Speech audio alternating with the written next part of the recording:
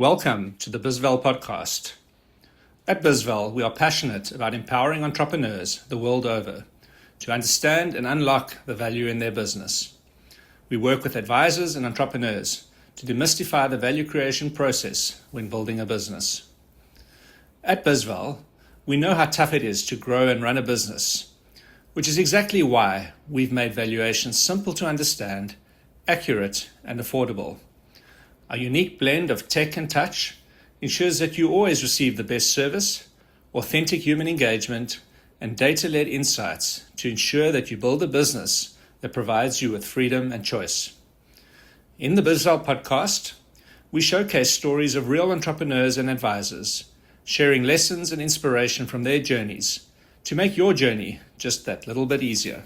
Today, we're going to be zeroing in on the legal backbone of every successful business. My guest today is Craig Kelly, corporate and commercial solicitor at Aquabridge Law, as well as LinkedIn celebrity. If you have not read his often quirky and straight-shooting posts on LinkedIn, please give him a follow. For his day job, however, he drafts and stress tests the very contracts that keep companies sale-ready, everything from shareholder agreements to IP assignments, as well as lecturing the next generation of solicitors. Craig, it's absolutely wonderful to have you on the show today. Thanks for being here. Thank you for the invite. I really appreciate it. Thank you very much. How are you, Graham? You okay? Fantastic. Yeah, I think the English summer and the Cape Town winters have intersected. So I've got 25 degrees sunny, not a cloud in the sky, and you've got rain in the middle of summer. So looks like it's a fair trade, right? Back to normal. Back to normal. Yeah. Cool. So today we're going to unpack a little bit about Craig. We'll start a bit with his background and his passion. We're going to go into a discussion around why legal documents matter, why they get neglected, and hopefully one or two horror stories around that. Craig is a bit of a pragmatist, so we're going to talk about pragmatism meets law and how this helps in building sale value and some commonly overlooked traps in the legal process. So Craig, without further ado, let's dive in, and let's start at the beginning for you. Like, why law, and why commercial law in particular? What as you were growing up made you decide, hey, I'm going to become a solicitor?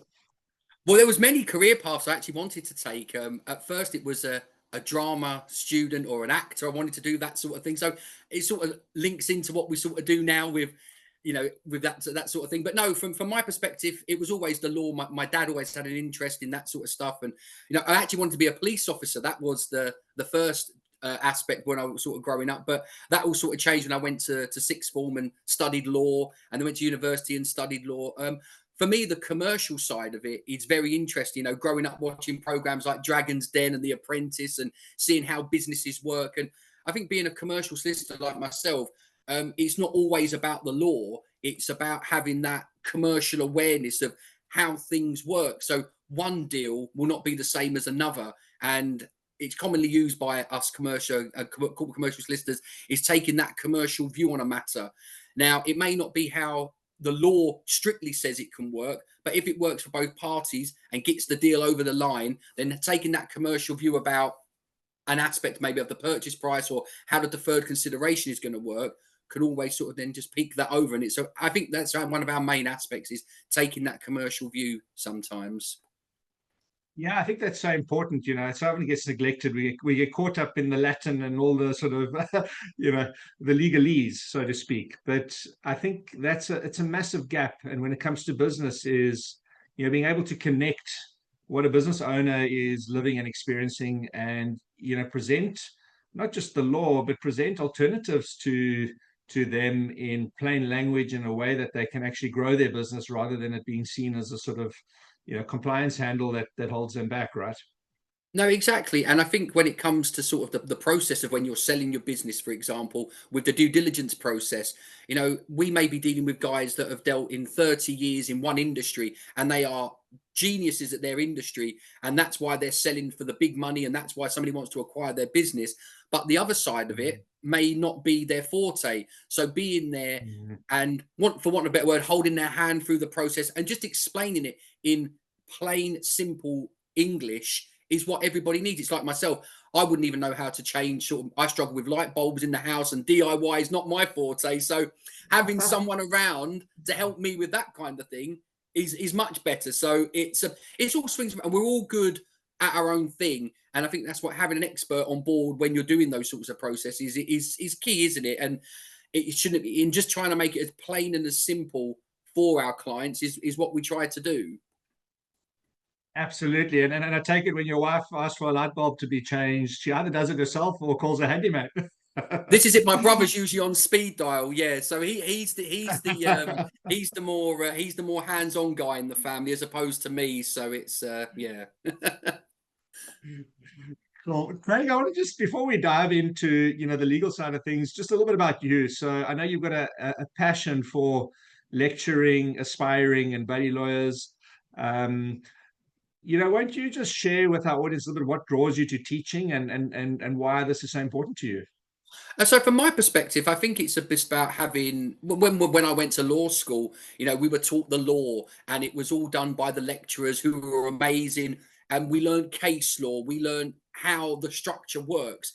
But actually being invited to go and lecture and talk about my day-to-day role and talking about real experiences I have with real clients, and I can explain the situations to them. And it sort of gives the students a better understanding. It's not just R versus such and such, and oh, this is how this case law works, and this is the ending.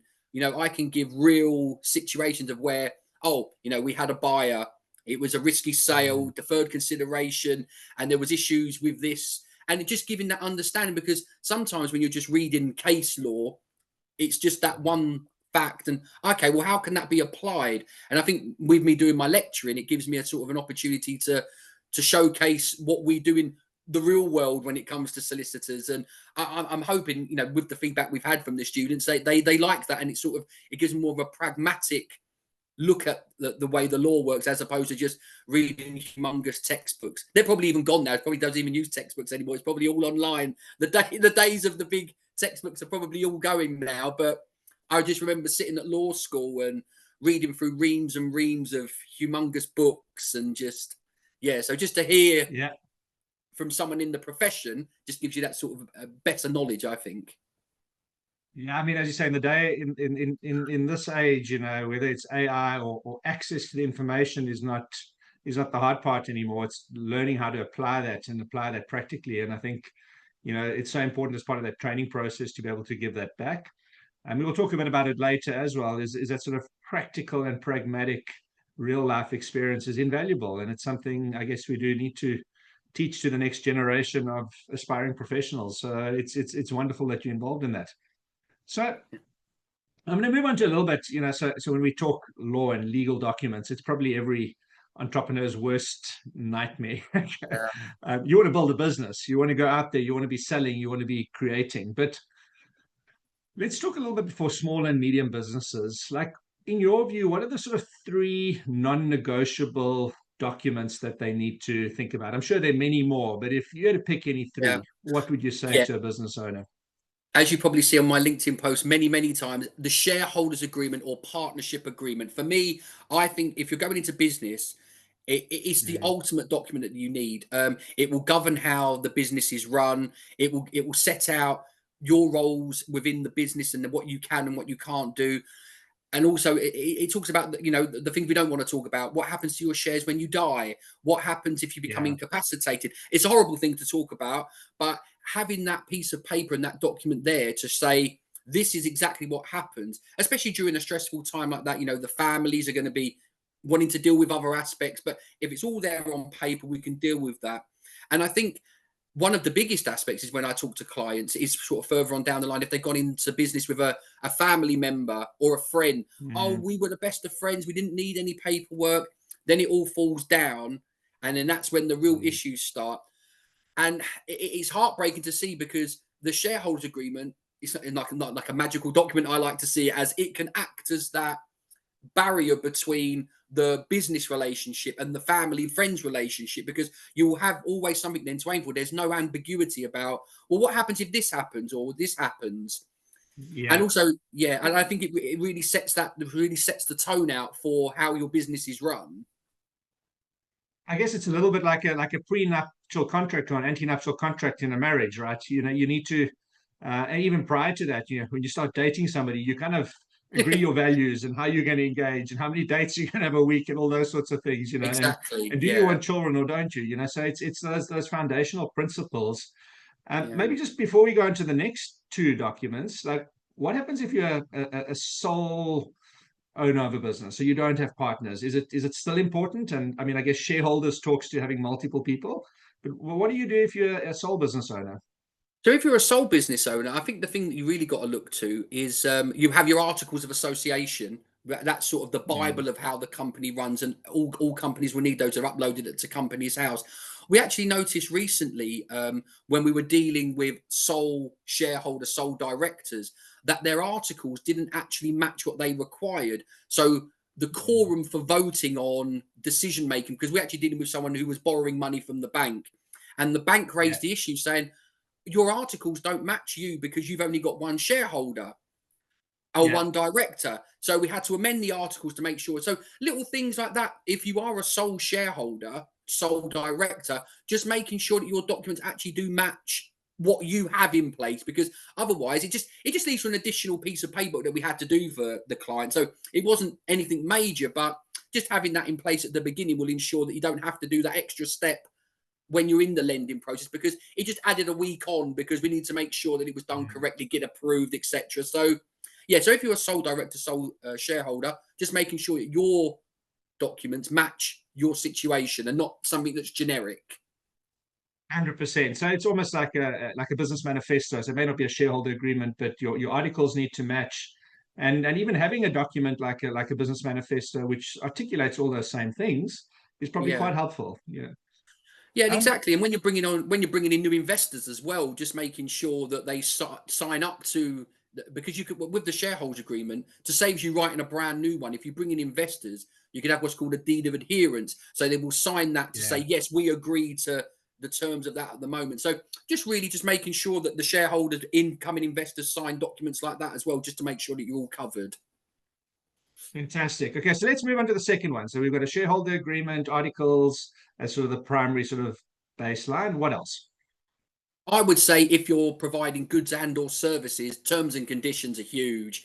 Um, Mm, if you're providing a service or you're providing goods to customers, you need to ensure that those are watertight. So when are you going to get paid? How do you get paid?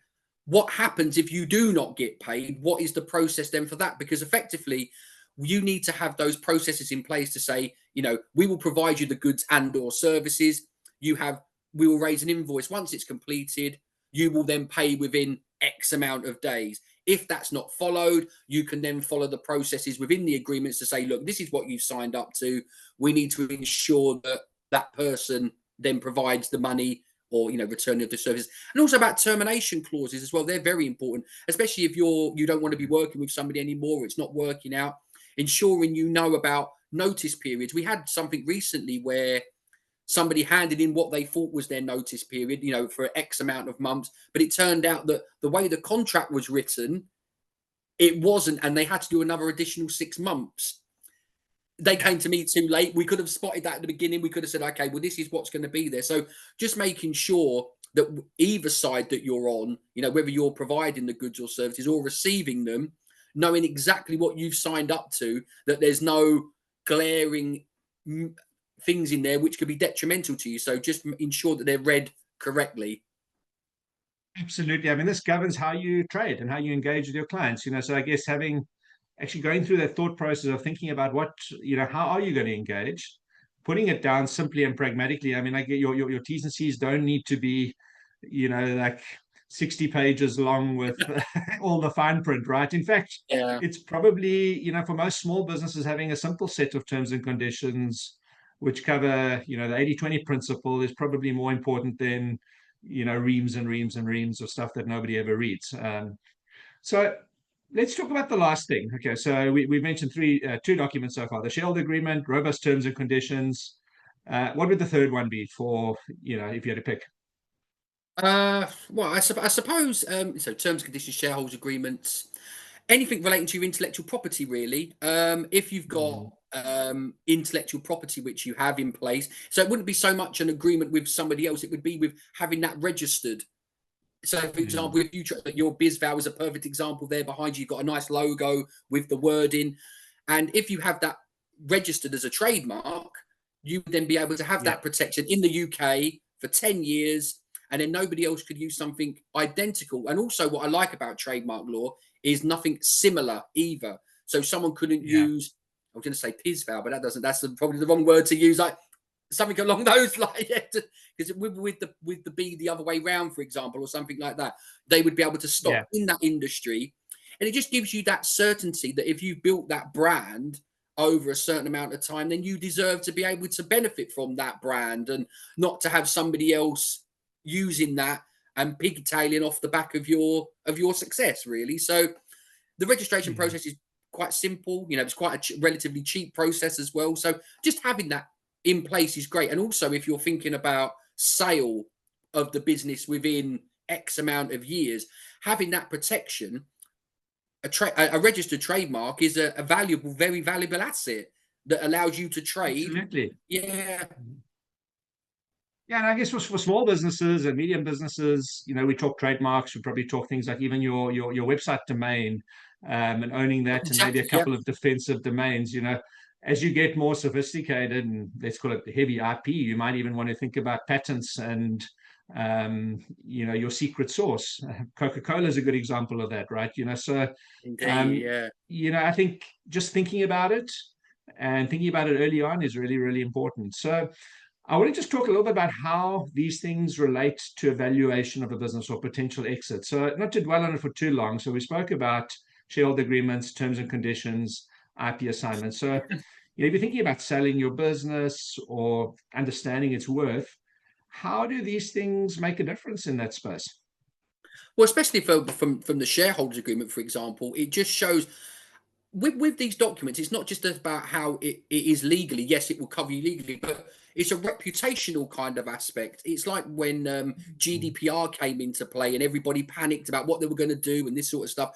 But having that privacy policy on your website, and then you can hand it out when you're dealing with people, it just shows that, oh, actually this company is taking things responsibly, it is going to be looking after my it's a reputational aspect. So when you are buying a business and you're looking into it during the due diligence process, oh, they do have a shareholders agreement, they do have terms and conditions that they work from, you know, oh, they do have all their trademarks, they do have their IP registered, and it just sort of shows that the business has got its head on, and then they've been thinking, and then it gives a good process then for going forward for the rest of it. You know, do the accounts look good? Oh yeah, they do.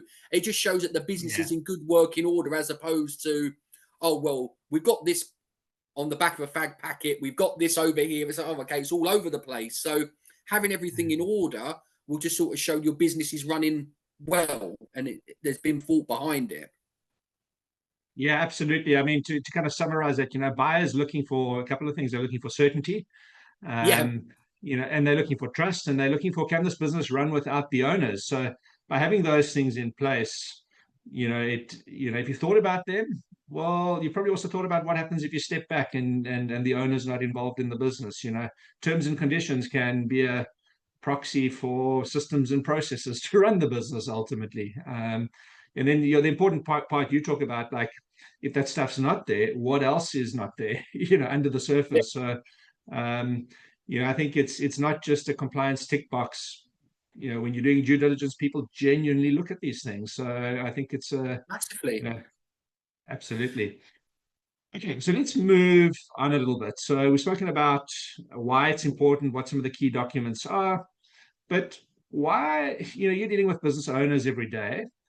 And why do you think founders so often put sort of the legal groundwork off until tomorrow? You know, I mean, we kind of see a similar thing with business valuation sometimes. It's, if you take the Eisenhower matrix, it's important, but it's not always urgent. But why do you think for with these legal documents it gets put off? What are some of the you know, the fears or the challenges that owners face? I think it comes back to that process of, if it's not broken, then why do we need to deal with it? It's like, we go back to my Mm, DIY aspect in the house. If something's not broken, then we're not even going to pay it into attention. It's until that light bulb goes or the door falls off or something like that, that's when people go, oh Yeah. dear, we haven't got this place. And 9 times out of 10, when I speak to shareholders, business owners, when they're talking about, oh, well, such and such has died or this has happened, shareholders agree, no, we haven't got it. And it's just been put off because Yeah. a lot of with startups, it's the money. Money is probably the biggest aspect for it. But I suppose when you're setting up your business, if you start well, how you have done with everything in place, it will be a much easier process for you down the line. And I think that's why it gets put off because it's not there and it's happened straight away to you. It just gets put on the back burner. Oh, we'll do the shareholders agreement next week or next month because it's not actionable then. It only becomes Yeah. actionable when it's too late, and that's the issue. Yeah, and I think there's probably also a fear of what some of these things might, all the other horror stories of legal fees. But I think that's a little bit of a misnomer. I mean, there's guys like yourselves who, these things don't have to be super expensive. It can be done affordably, and it's about putting those foundation blocks in place. And I think you don't have to, you don't need the Rolls Royce on day one. You can start and you can put the building blocks in place as the business grows and as you go along, right? Yeah, exactly. And just add into it when you need, if and when you need to. If it's just the pair of you starting up a business, which is a turnover of minimum at the moment, yes, probably it's not going to be needed. But as you progress and grow, and this is where we see a lot of SMEs in year 2 and 3 that are then coming to us and saying, "Oh, actually, Craig, we're now ready for that next stage because we may be looking to bring in an investor. We are maybe looking to sell, so we need to make sure that Mm. everything is in the process." And the most painful thing is when you hear with the terms and conditions, for example, we had a client a few weeks ago come to us. Oh, we've had a huge mishap. We sold these products. They're not paying for them because they said they were faulty. What terms and conditions did you deal on? Oh, we just given a cost. And because they say, oh, we're just a small SME, we're a small business.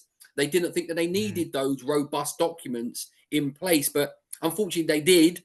And if you haven't Mm. got them in place, then people can turn around and say, well, I'm not paying this or I'm not doing this, and it's horrible to see. But if you can get them in place as early as possible, and when you are stepping up to that next level, it's a perfect time to get it in place.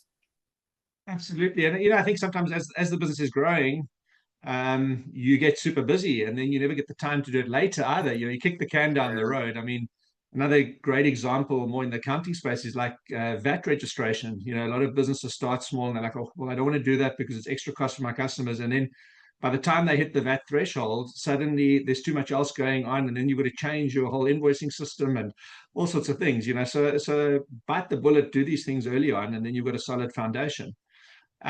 Craig, I want to, you gave a little bit of an example there, but, do you perhaps have sort of a cautionary tale or an example where, somebody skipped the paperwork up front, and it really came back to bite them at a point in time?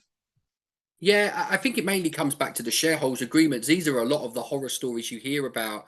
Mm. And in a shareholders agreement, you can have what's called post restrictions. So if a shareholder leaves the company, you can then enforce restrictions on them that they can't take clients, they can't, work in that industry for X amount of time. Only if it's a viable sort of clause. But I had it where one of the shareholders, he was the main driving force behind the admin and doing all that kind of stuff. And then the other guy was bringing in the clients and generating the money. And it worked so well for them together. And the guy that brought in all of the clients had a sort of well, why do I need to be part of this business and have to share it 50-50? I could take all of these guys with me. They'll all come with me. And effectively, that's what he Yeah. did. He took all the clients, he took all of the staff, he took everybody with him, effectively sold the shares in the company to his partner for a minimal amount and just started the business else somewhere else. And it's painful to see. So having those restrictions in place will cover, but I've seen it many times, a horror stories. I've heard about these post restrictions where people just take all of the customers and yeah, it can be painful for the business. Absolutely. I mean, so we've spoken about a horror story, but have there been any sort of situations where you guys have jumped in and there's been a quick fix moment that's like either saved a deal or you've been able to intervene and get something in place to help out? Yeah, this was I as you know, I've got a background in intellectual property law, so I've dealt with that for many years. And I had a client, her daughter was 19, and she'd just written a book, and it was fantastic, you know, and she'd been approached by all these publishers, and she was given a contract for quite a lot of money for her to publish this book. And they just, oh, we need a solicitor just to have a quick look over it, just to see, you know, we're happy to sign it. I read through the clauses. It was quite a big document, and there was a clause in there regarding royalties, that the company would have a percentage of all work going forward, even if this young lady wasn't with them anymore as a publisher. Even if she went Yeah. somewhere else, they would still be entitled to a certain percentage of the money going forward. And I had to sit down with them and say, look, yeah, it's a great contract, but this is crazy. You know, this could risk, you know, your future earnings and this sort of thing. So we got it amended. We negotiated it down because they said, oh, this is how we usually run. This is standard clauses for us. So we managed to get it down to a percentage that she was happy with. And fingers crossed, hopefully we might see her one day on the big screens and doing this sort of thing. But it's just about having that knowledge. And I think sometimes if you have the bigger powers that be, you know, with these generic contracts that they just hand out, that oh, this is how we always do it, which is probably one of the worst sayings in business. So it's about us stepping in and saying, well, actually, okay, we can work with this, but it needs to be favorable to our client too. So that's what we had to do. Amended the clause, and we got the percentage down to a lot lower than what it was. So yeah, superhero sort of action there. Yeah. Yeah, no, fantastic. You know, and I think that's, as you say, often that is the case where people think, oh, that's our standard terms and conditions. And most people who are ignorant of the law might just kind of accept that. And the reality is everything's negotiable. It's a negotiation, right? It's about two people agreeing terms and conditions. Just on that example, I think there's been a recent case in the US. I think it was a Major League Baseball player who had an agent who funded them, and they signed that very similar contract for 10% of future earnings. Yeah. And they've gone on to earn $300 million or something to that effect. And now it's like, well, you know, it was a 17-year-old college baseball player. They didn't expect to earn that amount. And is this 10% reasonable? And it's going through the court system in the US at the moment. So those are real examples, right? And especially when you're talking about the younger generation, we have now a whole wave of influencers, guys that are working in social media, and these guys are building their way up. And, you know, some of them could be as young as, you know, 17, 18, you know, first time into the business wide world. And some of these bigger contracts will be, it's all alien to them, and just making sure that they're covered is like massive. Your American guy is a perfect example of that. That, you know, these big contracts are thrown in front of young people, and it's like, oh, you know, so having the good team around them, and hopefully he will get that resolved and not have to pay all that money out, which is unfair for him. So Absolutely. Okay, so Craig, I mean, you're a pretty pragmatic guy, and as I said earlier, anybody who's read your LinkedIn post, I think they really appreciate how how you bring everyday situations in life and sort of talk about how that impacts on business and on law. But let's move on to, somebody. I'm a business owner, and I'm 12 months out from wanting to sell my business. We spoke a bit earlier about what the sort of key documents are you think about when you start a business, but when you're thinking about selling, what legal preparation, in your view, delivers the sort of biggest ROI? Okay, I'm going to sell in 12 months' time. What are the things I need to kind of make sure are in place to pass, let's call it, that legal due diligence, and beyond, let's call it the stuff you spoke about earlier? yeah, so again, it's about having, when the due diligence process kicks in, you know, you get the big LDDQ, legal document questionnaire, that comes across from the buyer's solicitor. And if you've got that paperwork ready to go, you know, what what you got to think about is they're going to want to look at your accounts. They're going to want to look at your employees if you have any. They're going to want to look at the main contracts you have in place. So having all those sorts of aspects. And what I usually say to clients is, if you were buying a business, what would you want to look for? So try and get that ready, and try and play the other side and think, well, I would want to look at the accounts. I would want to look at the employees. Is there any litigation going on within the company? If there is, make sure you've got all the paperwork to show, you know, so you can be as clear as transparent, because the due diligence process can hold things up, because the buyer is going to want to investigate the company as much as possible, especially if they're spending millions and millions of pounds on this. So as a seller, if you want to get your money as quickly as possible, just having that think about, sitting down with your accountant and thinking, oh, we're looking to sell in X amount. What do you think we need ready? Oh, your accounts, and just sort of just speaking to your team around you. If you've got an agent involved that's helping you sell the business and you've been speaking to them, just ask them, oh, what do you think we'd need ready? But those are the sort of aspects you're looking for. How the business runs, the contract, just having those in place and ready to hand, I think would be a good start for you. Yeah, so I mean, just to summarize some of those, your customer contracts, have you got contracts Yeah, with your customers, and are those transferable? Uh, your employment contracts, as you say, and what happens? Can employees just leave if the business is sold? You spoke earlier about the sort of IP and intellectual property. So do you have that sort of chain of command? People can't just take the code and go and sell it and start another business. There's yeah, one I want to exactly. just touch on quickly, and probably impacts on the shareholder agreement. But a drag along and tag along clause. Would you mind just kind of just dwelling a little bit on that? I think it's a lot of owners hear this for the first time and they're selling a business like, what is this? Can you maybe Yeah. just touch on the importance of those clauses and why they're so significant? Yeah, sure. So for a drag along clause, it is literally what it says on the tin. It's there for the majority shareholders that if they have an offer for the business, that they are able to drag the minority shareholders along with them to sell the business. Because, say, for example, if you own 90% of the business and you have a few minority shareholders, the actual person wanting to buy the company might not want to have to work with them, want to buy the whole lot. So effectively, I always just imagine someone dragging someone by the scruff of the neck and just pulling them along, saying, "Come on, we're doing this." I always have that image in my head. Yeah. So that perspective, it then protects the minority shareholder to be able to sell the business without having to have those guys along. And then for the So tag here's an along, example. I mean, if you and the family want to go out for pizza and your 5-year-old says, "Daddy, I'm not yeah, going for pizza," and throws a tantrum, I mean, it's like, you're going for pizza. that's a brilliant example. Yeah, but my 7-year-old would definitely, she'd be on the first thing to pizza. She'll it would Or probably be maybe to should go, we say broccoli and Brussels sprouts for dinner? Maybe yeah, that's an exactly. example. Or to go into bed on time. So that's always a difficult thing. But yeah, effectively, it's just trying to make sure that everybody comes along, is part of the deal. And yeah, that's what the drag along. So for the tag along, it then sort of protects the minority shareholders where they will get the right to then effectively tag along with that. So if there's a deal coming in, oh, we want to buy the majority shareholder, the minority shareholders can then tag along and say, yeah, we want to get it the same price. They then a clean cut for them for the business and they can go along. I think they're two of the most legal sayings which actually work, and they do exactly what they say on the tin. You drag them along and you tag them along. And yeah, I wish the law was a lot more straightforward like that and with their sayings and things like that. Yeah.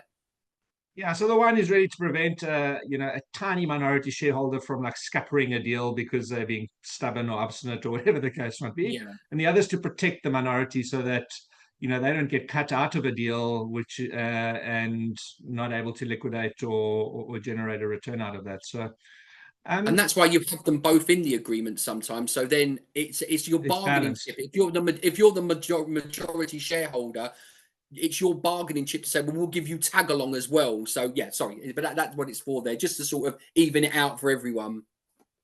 Absolutely. So we've spoken about some of the most important things, but in your experience, where do founders and business owners tend to kind of like over engineer when it comes to legal stuff and or waste time, both in day-to-day practice and also if they're getting ready for a business sale potentially? So I suppose wasting time. Well, when it comes, I think personally, it's when as a solicitor when they use when you can get a document offline. I think, and then you have these terms and conditions, or they use a shareholder agreement as a generic thing from online for free, and it's then in play for them. But the document is nowhere near related to their company, so effectively it Hmm. is useless because there might be aspects in there. I remember going back to when GDPR first came out, and companies were just copy and pasting from bigger websites, putting it onto theirs. And I remember looking at one of our clients, and it was talking about how they had 10,000 members of staff and that they were dealing with. And I was like, I swear, you've only got a little shop down the high street. And so little things like that. And I think that can be going back to the reputational aspect as well. If you hand out terms and conditions to somebody that you're dealing with for a big deal and it has the wrong client's name on it, or it has incorrect information. Little mistakes like that. Yeah, I know we all make mistakes, but when it comes to things like that, if it's got a different company name on it, if you're using somebody else's, it just sort of gives, it's that reputational aspect that you want to keep. So wasting time perspective, I was saying that if you're going to do something, do it properly, as opposed to just trying to do it on the cheaper aspect with like a run-of-the-mill generic document. Yeah, as I say, penny wise and pound foolish, right? You know, I mean, you can find, and I guess, you know, to an extent, AI makes it even more challenging nowadays because people just plug into ChatGPT, give me a contract, and they don't take, so they end up wasting a lot of time down the line rather than you know, doing it properly at the get-go. Yeah, definitely, definitely. I think that's a good point. So I want to talk a little bit about some of the sort of commonly overlooked traps, if you want to call it that. So, you know, what are some of the top blind spots you're still seeing today? You know, so when you think about business owners, what are the things that they should be thinking about that they're not? I mean, you've spoken about shareholder agreements and all of those, but like, yeah, I mean, what are some of the things you've seen in the last little while? Well, I suppose we're going to come a little bit off the law here and sort of talking about from a marketing perspective and about it's linking to your intellectual property and about how you build that brand and what you want to Mm, be from how you portray yourself. Say, for example, your logo or your slogans, does that represent how you want to be as a business? Now, we you know massive now on social media where everybody's advertising and selling themselves and you know trying to portray to everybody what they do. And as a business owner, are you doing that the mm, right way? And it also comes back to wasting the time that you were saying, you know, are you connected with people on social media that are going to be buying your services? Are you talking to them or are you just talking to the generic world? And, you know, having that focus with your social media about what you put out, what you post, and who you're trying to target, and being connected in that right community. Does your brand do that? So I think that that's probably one mm. aspect that you need to really think about from a commercial aspect, because I think advertising in your local newspaper now is probably not going to be as effective as it was 40 years ago because people are not looking there now for that. You know, Yeah. if you're looking for a new business or you're looking for something, a service, most people will go online or ask their friends, you know, what's this business like? And going on to receive reviews online and seeing their social media, it's like with builders, you know, when they're putting things together and you watch them build a brick wall, and you're like, wow, that's amazing on TikTok. And people will relate to that. So it's about marketing your business the right way and trying to elevate that by using ways, well, from a legal perspective, you know, trying to make the Mm. law interesting is not, it's not easy, but trying to make it Mm. relatable to people so people understand, oh, well, that relates to me. I think that's a really good aspect to use going forward from a marketing perspective. Absolutely. So before we kind of dive into a few sort of fun questions, I call it like our sort of quick fire round. Oh, right, If ready? a Yep. business owner had to read only one clause tonight, okay, and I'm putting you on the spot here, what would it be? So is this from a sort of a shareholders agreement or is it from any sort Yeah, of so I'm thinking agreement? of a business owner who's wanting to sell their business. Like, Yeah. what would the most important clause be in terms of whether it's their shareholder agreement or the sale agreement that Oh, they're going through? warranties in a share purchase agreement would be the absolute. This is probably where we spend most of the time with our clients during the process, is sitting Mm, down with them, going through each warranty and saying to them, you know, because a warranty is a promise that you're giving about the business, and if it's not true and you said it is, then the buyer can bring a claim for a breach of warranty. So if you can't meet those warranties, then you use a disclosure letter and you disclose against them to ensure it's your sort of get out of jail free card, as it's called in the industry. But so yeah, warranties for me 100%. If you're sitting there and you have a bunch of warranties that you need to give, taking that time to go through them meticulously with your legal and accountants and say, yes, no, we can't. If not, disclose. For me, yeah, that's massive. yeah, absolutely. I think sometimes people just think those warranties in a sale agreement are just tick box exercises, but you've got Oh, to go through them line by line. In fact, I've just recently been party to, well, from the outside in, to a deal that collapsed at the 11th hour because the seller said, well, actually, I'm not signing any warranties. I want it as is sale. I mean, in Dutch law, South African law, it's called voetstuts. Okay, Yeah. and and it was just a completely unrealistic expectation. And the acquirer walked away. They said, if you're not prepared to sign any warranties, well, then we can't do the deal. So a really good point. Yeah, Um, definitely. Yeah. so, Craig, a couple of questions. I mean, we spoke about, and maybe we're going to repeat ourselves here, but what's the most underrated legal document? Yeah, if you're in business, then I would say your shareholders agreement and your terms and conditions. For me, that they are the shareholders agreement will ensure that you're covered with your shareholders personally, and then when you've got your terms and conditions,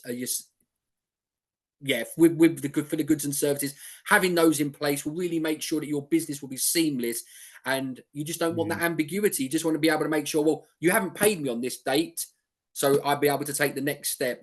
This is what I'm providing you, and that does happen where, for example, if you're providing a service and you do X, Y, and Z for them, but they said, oh, but this should have been included.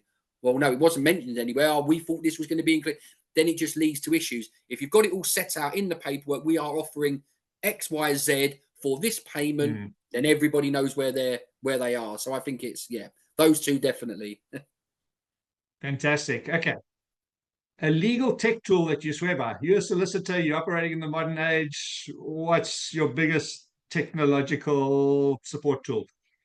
Oh, well, I suppose it's been our one for years. So we sort of use practical law, which is sort of our sort of Bible for where we go and ask questions. And many law firms will use this. So it has your sort of your templates there, and it has your Q&A Mm. parts, and now it's all being updated with AI and ChatGPT, and it's all it's revolutionary. When I was a trainee, then it was like, oh my god, this is like the haven of amazingness, and you could type things in there. But now it's sort of, now we look at it and think, well, actually, it's not as. But now with the technology, it's moving forward. So yeah, definitely with practical law, it's a So, solicitor's best those friend. sorts of tools allow you to kind of have the heavy lifting done, so you can actually rather engage with clients rather than spend all your time drafting agreements from scratch, right?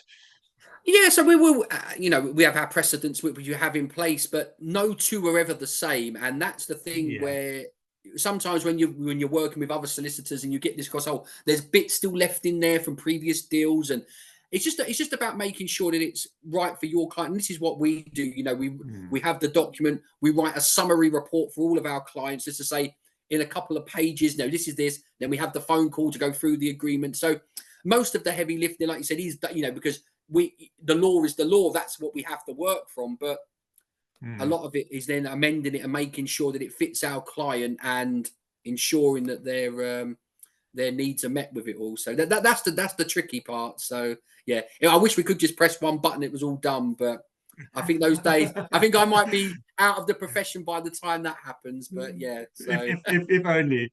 Okay. And then last thing, just back to the sort of lecturing roots, So what is one tip you would give to your student or to your students in a lecture? To an yeah, so really it's just. aspiring.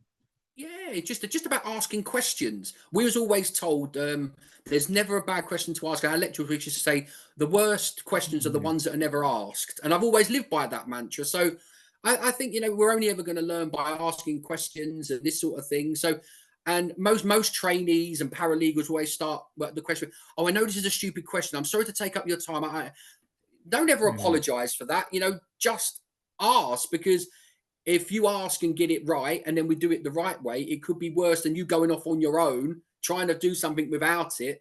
And yeah, and I just say to them, just ask questions. Your Mm. supervisors and your lecturers, that's what we're here for. So if you've got a question, even if you think it's silly, somebody else might wanted to ask that and may have been too nervous. You ask it, then everybody learns. So that's what I always say to them. Always after every slide, has anyone got any questions? Don't be afraid to ask. And sometimes you can just go off into a tangent and then we're just talking about law and we're doing this sort of stuff. So yeah, just always ask questions. That's what I say. I think that's such wise advice. It's that curiosity. It's not always about the answer; it's about the questions you ask. And I think that's we all see the law programs on TV, and that interrogation where the sort of The winning lawyer comes in and he asks one question, and the opposition kind of trips over that. It's about the questions, right? Yeah, exactly. It's just about getting that deeper knowledge with when it comes, because they're at university, they've got other stresses, they've got all this they have to learn. You've then got to put it onto paper with exams, and Yeah. yeah, and just sometimes when you're in those lectures, it's just about, and that may then trigger something for them to think, oh, actually, keep asking, just keep asking. And yeah, I was always had my hand up at uni. I was, oh, can I just have a You and yeah, that guy. yeah, obviously, and yeah.